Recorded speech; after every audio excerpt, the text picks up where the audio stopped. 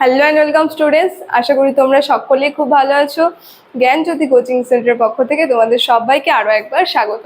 তো আমি মীরা ম্যাম, আমি আজকে তোমাদের সেমিস্টার থেকে আবার একটি নতুন টপিক নিয়ে চলে এসেছি। আজকে আমি যেটি নিয়ে আলোচনা করব তোমাদের সঙ্গে, দেখো সেটা আমি বোর্ডে লিখে দিয়েছি। তোমাদের বাংলা বিষয় থেকে ছন্দ যে আছে, মিশ্রবৃত্ত ছন্দ এবং অক্ষরবৃত্ত ছন্দ, এবং না মিশ্রবৃত্ত বা অক্ষরবৃত্ত ছন্দ কাকে বলে এবং সেই ছন্দ নিয়ে উদাহরণ সহ কিন্তু আমি আলোচনা করব। আলোচনাটি শুরু করার পূর্বে তোমাদের ছোট্ট করে একটা ইনফরমেশন দিয়ে দিই। দেখো বোর্ডের কর্নারে তোমরা দুটো নাম্বার দেখতে পাচ্ছ, এটা হচ্ছে আমাদের Gyanjyoti coaching centre official helpline number.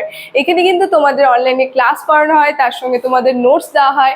তো তোমরা যারা যারা এখনো আমাদের কোচিং সেন্টারের সঙ্গে যুক্ত হওনি বা যুক্ত হতে চাইছো, তারা কিন্তু উপরে দেওয়া নাম্বার দুটির সঙ্গে যোগাযোগ করে আমাদের সঙ্গে যুক্ত হয়ে যেতে পারবে। ঠিক আছে, তাহলে আমি এবার আলোচনাটি শুরু করছি।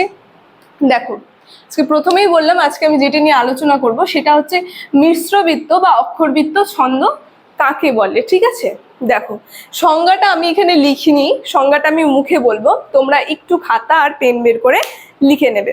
দেখো, সংজ্ঞাটা বলার আগে আমি যদি তোমাদের একটা লাইনে বোঝাতে যাই, এটা হবে যে মুক্ত দল যে আছে, সেই মুক্ত দলের মধ্যে রুদ্ধ দল আর মাত্রার একটা একটা মিশ্র সম্পর্ক গড়ে ওঠে।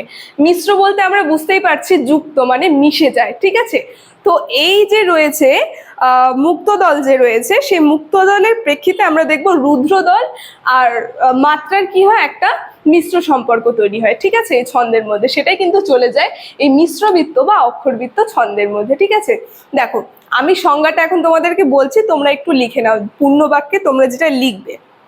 বলেছে বাংলায় ছন্দের যে রীতিতে স্থির মুক্ত দলের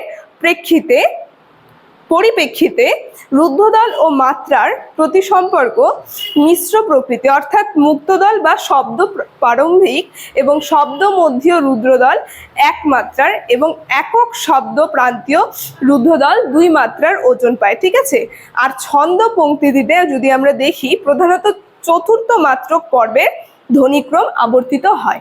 একেই কিন্তু বলা হয় মিশ্রবৃত্ত বা অক্ষরবৃত্ত ছন্দ। ঠিক আছে, চলো এখন ছন্দের উদাহরণটা আমরা একটু দেখে নিই, তাহলে আরো ভালো করে বুঝতে পারবো।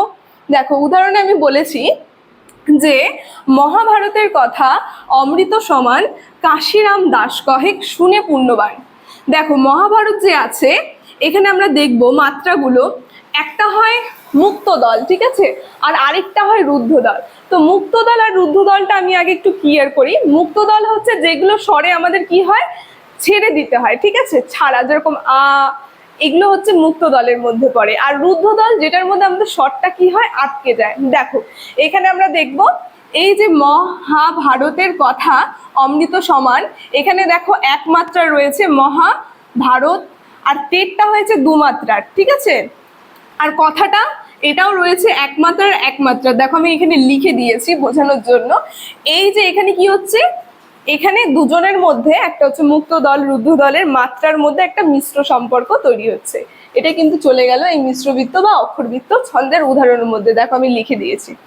এখন এর বৈশিষ্ট্য নিয়ে যদি আমি বলি, তিনটা বৈশিষ্ট্য খালি আমি বলবো। ঠিক আছে, তোমরা একটু লিখে নেবে।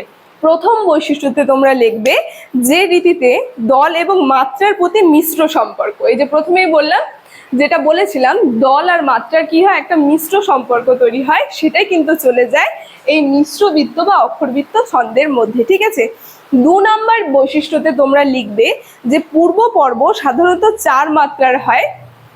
যেমন উদাহরণ যদি আমি দিই, অদ্ভুত আধার এক এসেছে পৃথিবীতে আজ, যারা অন্ধ সবচেয়ে বেশি আজ চোখে দেখে তারা। ঠিক আছে, তো এটা চলে গেল সেই পূর্ণ পর্ব সাধারণ চার মাত্রার মধ্যে।